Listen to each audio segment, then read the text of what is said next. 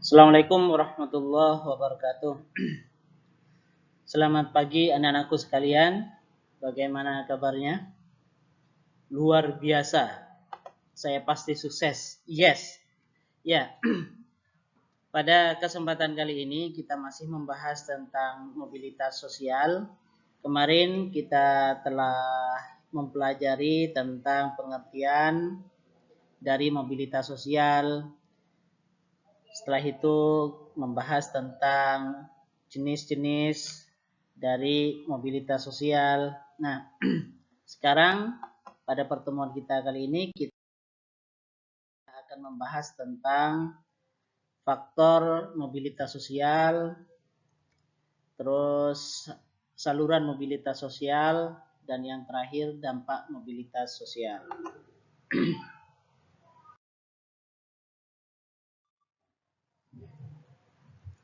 Nah, faktor mobilitas sosial ini terbagi menjadi dua secara garis besarnya. Yang pertama adalah faktor pendorong, yang kedua adalah faktor penghambat. Nah, faktor pendorong itu sendiri itu masih dibedakan menjadi beberapa. Yang pertama faktor struktural, terus yang kedua adalah faktor individu, dan yang ketiga adalah faktor ekonomi, yang keempat adalah faktor politik, dan yang kelima faktor pertumbuhan penduduk, dan yang terakhir itu adalah faktor kemudahan dalam mengakses pendidikan. Nah, selanjutnya untuk faktor penghambat itu ada beberapa juga, ada 5 faktor penghambat. Yang pertama adalah kemiskinan. Yang kedua itu adalah faktor situasi politik yang tidak kondusif. Terus yang ketiga itu adalah faktor kebudayaan. Dan yang keempat itu faktor diskriminasi. Yang kelima itu adalah faktor jumlah keluarga yang banyak. Nah,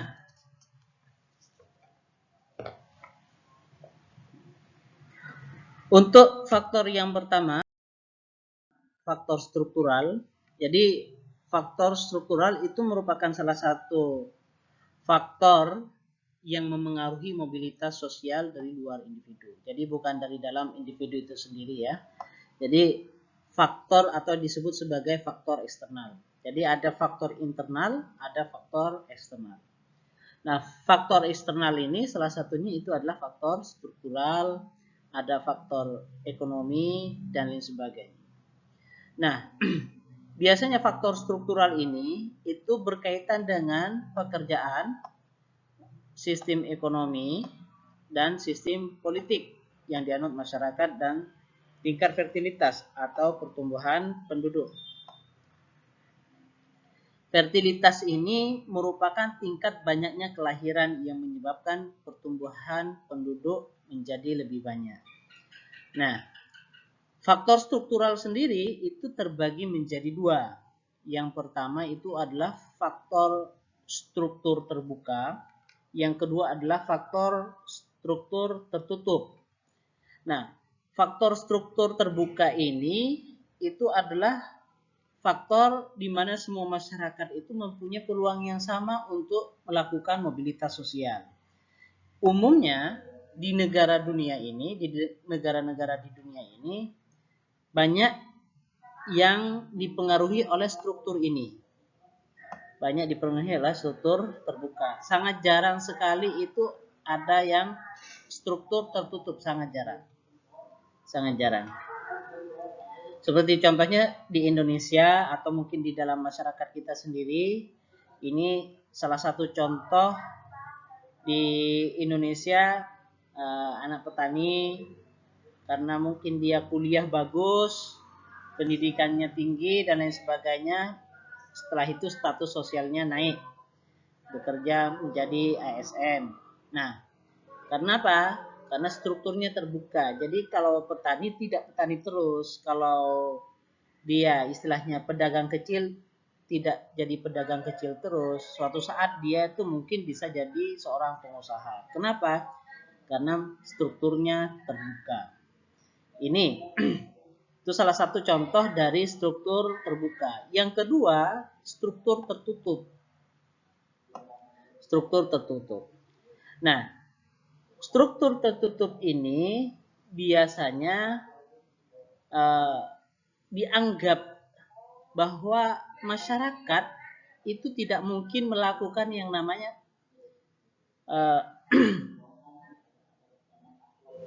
mobilitas sosial. Masyarakat itu tidak mungkin melakukan mobilitas sosial. Kenapa tidak mungkin melakukan mobilitas sosial?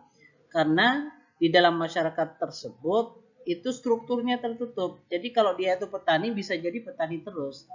Tapi ada juga kemungkinan dia bisa melakukan mobilitas sosial sebagai salah satu contoh, dan ini hanya kasuistik saja. Contohnya dalam sistem kerajaan. Sistem kerajaan salah satu contohnya hanya di sini raja hanya mengizinkan calon rajanya dari keturunannya, dan itu kalau semuanya bukan keturunannya itu sangat sulit untuk bisa naik menjadi raja kecuali melalui kudeta. Salah satu contohnya seperti itu.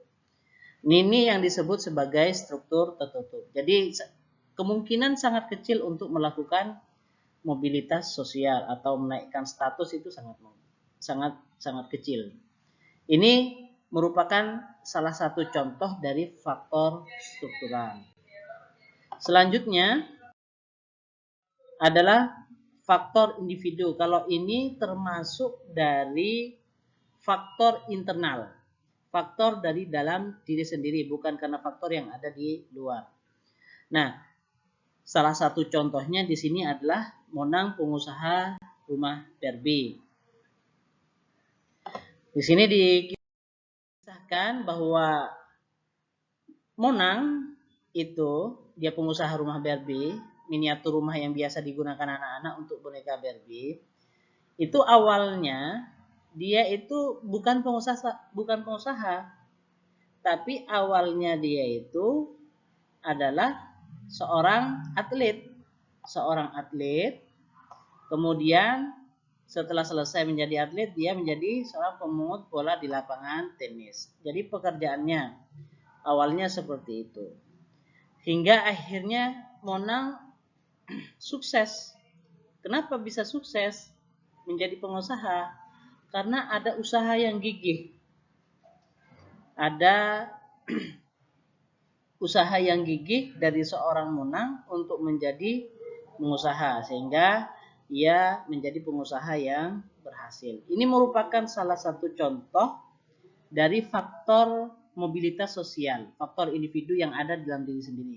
Jadi kalau anak-anakku sekalian, mungkin hari ini sekolah di SMP. Kalau kalian nanti seumpamanya pada saat dewasa masih punya kesempatan untuk kuliah S1, kemudian S2, S3, bisa jadi mobilitas sosialnya itu akan jauh lebih mudah.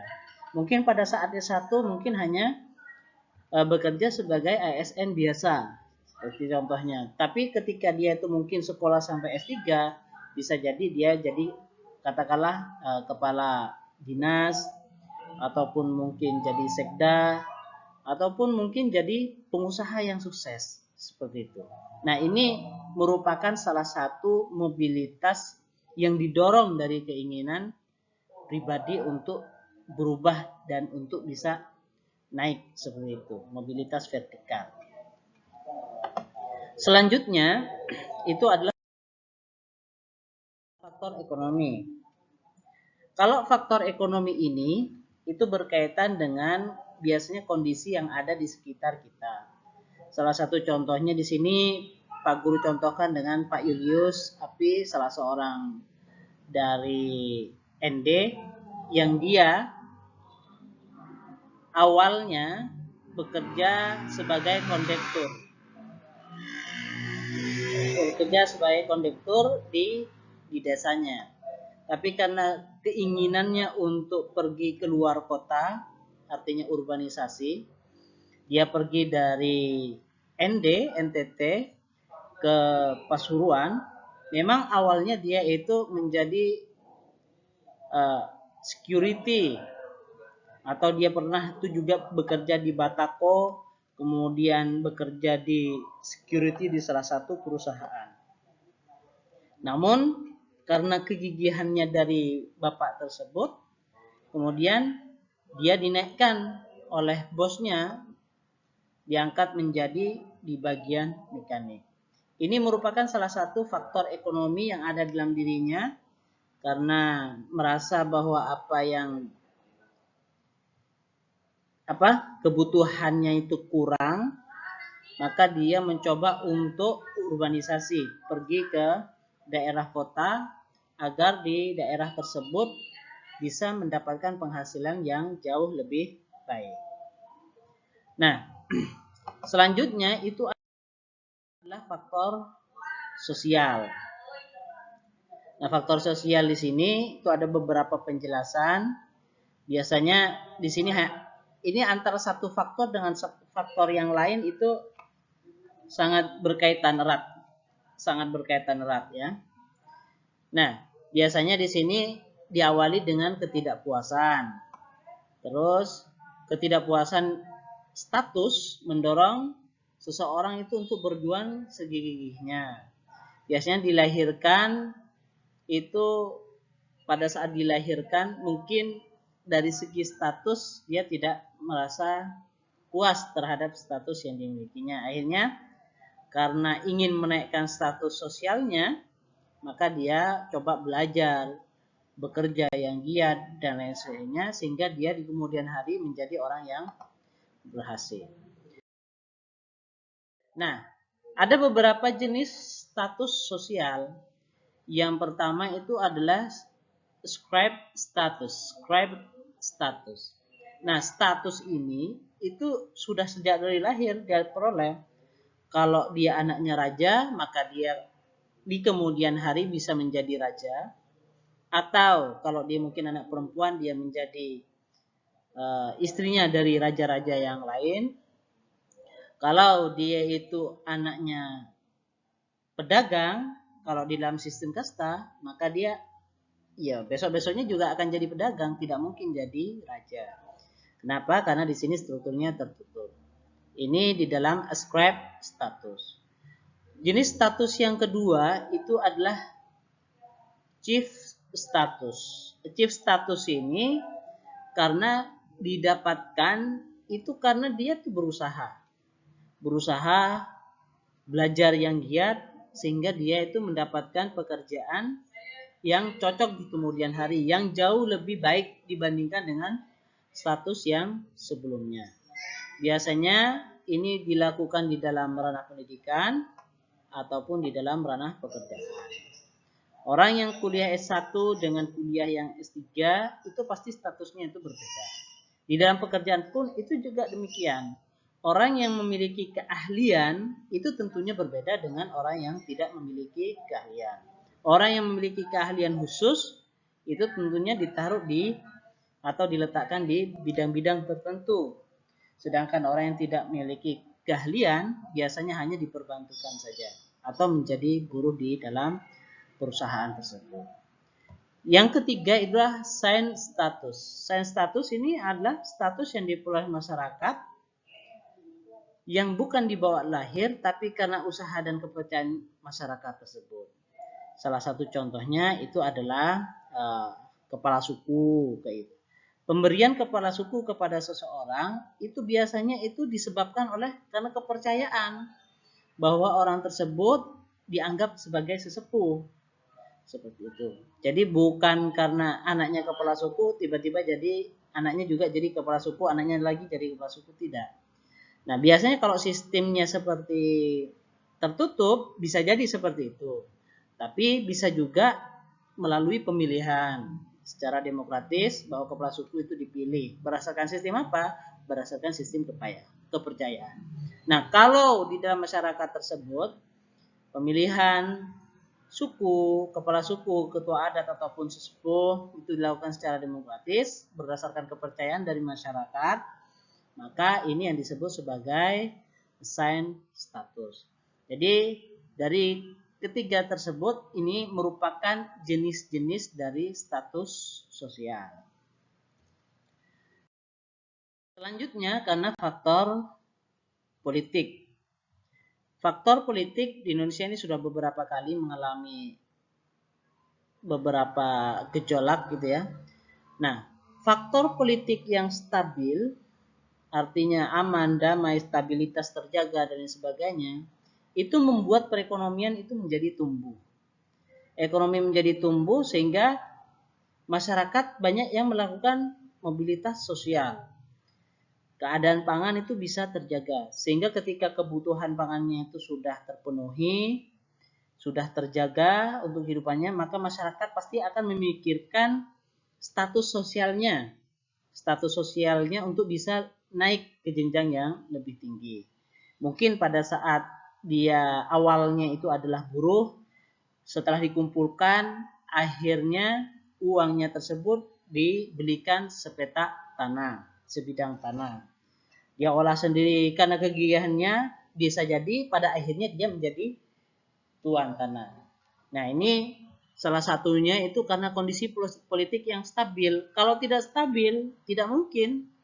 Bagaimana mungkin seseorang itu bisa meningkatkan status mobilitasnya, mobilitas sosialnya, sedangkan untuk keseharian saja mencari rasa aman di dalam pekerjaan itu tidak dia dapatkan. Makanya ini sangat dibutuhkan di dalam mobilitas sosial, yakni faktor politik yang stabil. Nah, selanjutnya adalah kemudahan dalam akses pendidikan. Nah, kemudahan dalam akses pendidikan ini sangat butuh untuk mobilitas sosial. Kesulitan yang dialami penduduk di dalam mengakses pendidikan itu bisa menghambat mobilitas sosial. Pada zaman dahulu yang hanya boleh sekolah itu hanya golongan tertentu saja. Golongan tertentu. Sedangkan seperti golongan priai atau warga negara asing dan lain sebagainya. Sedangkan penduduk pribumi yang notabene mungkin statusnya itu seperti anak buruh, anak mungkin petani yang hanya punya sebidang tanah dan lain sebagainya, itu untuk mengenyam pendidikan itu sangat sulit. Nah, ketika sangat sulit, masyarakat untuk melakukan mobilitas sosial itu juga sangat sulit. Kenapa? Karena tidak diimbangi dengan keahlian, tidak diimbangi dengan kompetensi dari anggota masyarakat itu sendiri. Kalau orang mempunyai kompetensi, ketika dia itu sudah mengakses pendidikan baik, pasti di kemudian hari dia punya kompetensi. Nah, ketika dia punya kompetensi, maka dia akan dengan mudah untuk bisa mendapatkan pekerjaannya sesuai dengan kompetensi yang dia punyai. Selanjutnya itu adalah faktor penghambat. Faktor penghambat pertama itu adalah kemiskinan. Ini sudah jelas sekali. Kalau kemiskinan itu bisa menjadi faktor penghambat mobilitas sosial. Bagaimana dia ingin untuk merubah nasibnya atau ingin menaikkan statusnya di dalam masyarakat. Sedangkan kondisinya, keadaannya sehari-hari itu masih berkisar terhadap kebutuhan pokoknya. Nah, kalau kebutuhan pokok tersebut itu tidak dipenuhi, maka secara otomatis orang tidak akan berpikir untuk menaikkan status. Yang terpenting setiap hari yang dia pikirkan kebutuhan pokok dia dan juga keluarganya itu bisa terpenuhi. Sehingga memikirkan untuk menaikkan status itu sangat-sangat sulit. Selanjutnya adalah situasi politik yang tidak kondusif. Seperti yang sudah saya katakan tadi, bahwa kondisi politik yang tidak kondusif, tidak aman, tidak stabil, tentu juga akan mempengaruhi masyarakat untuk bekerja, belajar, dan lain sebagainya. Bagaimana dia itu akan mencari pekerjaan yang nyaman, Sedangkan ketika dia jalan-jalan di jalan raya misalnya banyak huru-hara dan lain sebagainya akibat politik yang tidak stabil. Nah, ini tidak mungkin bisa tercapai. Nah, jadi kebutuhan yang pertama itu adalah kebutuhan pangannya terpenuhi, ada rasa aman, baru masyarakat itu pasti akan memikirkan yang namanya mobilitas sosial untuk menaikkan statusnya. Kalau dua syarat ini itu tidak tercapai, seperti sandang papan pangannya itu masih belum terpenuhi, situasi politiknya juga, rasa amannya juga belum terpenuhi, masyarakat tidak akan berpikir tentang yang namanya mobilitas sosial. Tapi ketika dua syarat tersebut itu sudah terpenuhi, pasti masyarakat akan memikirkan mobilitas sosial ke depannya. Terus yang ketiga itu adalah faktor kebudayaan. Di dalam masyarakat itu ada budaya yang tertutup, ada budaya yang terbuka. Bahkan juga ada yang tidak mau untuk menerima masyarakat di luar dari kelompoknya. Ada yang seperti itu. Nah, kondisi seperti ini itu bisa menghambat mobilitas sosial. Di beberapa daerah, terutama di masyarakat pedalaman, karena tidak ada interaksi antar masyarakat, tidak ada interaksi antar masyarakat yang berbeda, maka untuk perubahan sosial di dalam masyarakat tersebut itu sangat lambat. Kenapa? Karena tidak ada interaksi. Nah, faktor kebudayaan ini, apalagi mungkin anggapan terhadap masyarakat asing, masyarakat luar, itu adalah anggapan-anggapan yang negatif, maka juga memungkinkan seseorang yang ada dalam masyarakat tersebut itu susah untuk mengalami yang namanya mobilitas sosial. Jadi ketika dia hanya menjadi buruh tani di dalam kelompok masyarakat tersebut, maka dia akan menjadi buruh tani terus. Kenapa? Yang pertama sudah tidak ada interaksi, terus yang kedua dia juga tidak mau menerima perubahan dari perubahan di dalam kebudayaan masyarakat itu sendiri. Selanjutnya adalah diskriminasi. Diskriminasi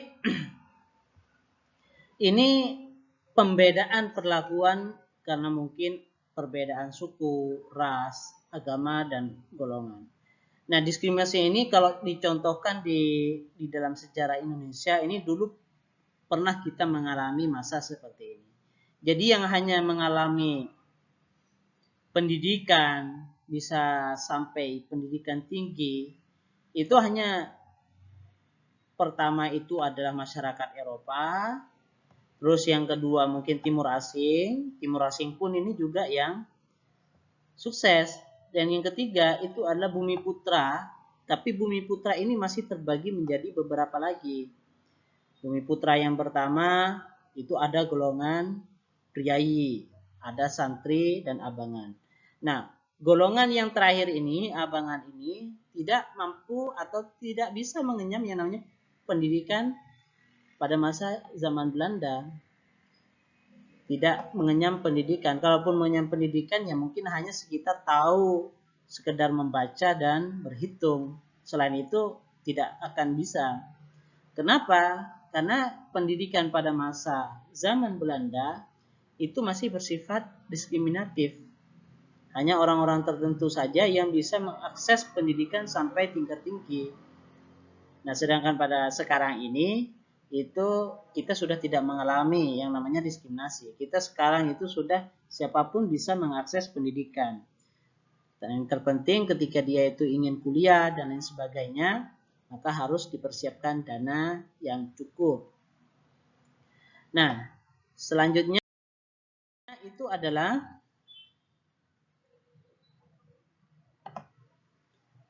saluran mobilitas sosial. Nah, saluran mobilitas sosial ini ada beberapa. Yang pertama itu saya mulai dari lembaga keluarga. Lembaga keluarga itu bisa menjadi saluran mobilitas sosial.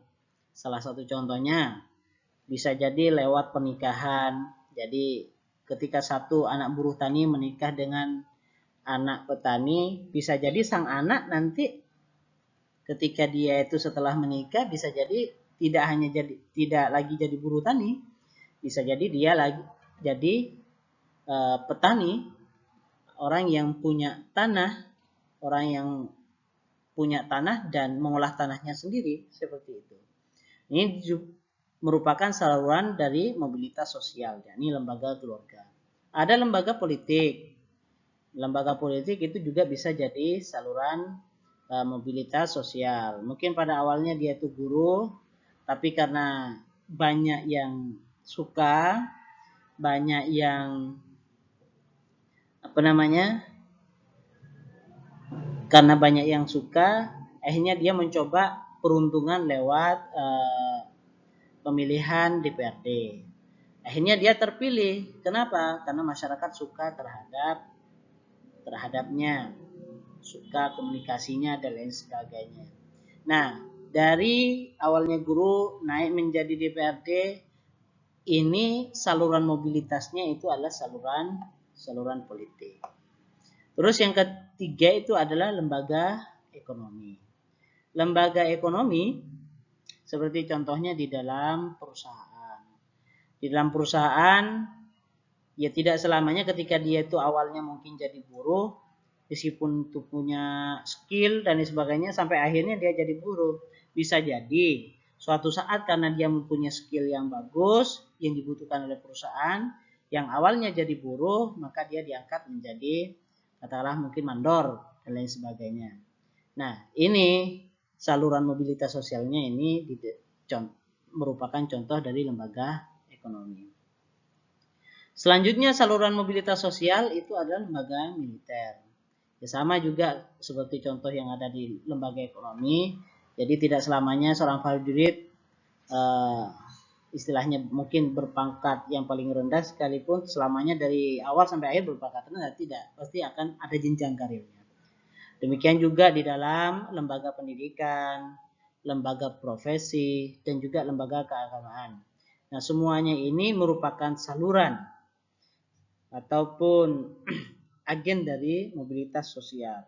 Jadi tergantung mana saja. Kalau semuanya seperti saya di lembaga pendidikan, bisa jadi pada hari ini mungkin jadi guru biasa. Nah, mungkin besok-besoknya mungkin jadi kepala sekolah, katakanlah seperti itu. Nah, ini ada perubahan mobilitas sosial yang awalnya jadi guru biasa, kemudian jadi kepala sekolah. Ini merupakan saluran-saluran mobilitas sosial. Selanjutnya, dampak mobilitas sosial. Jadi dampaknya ada dua.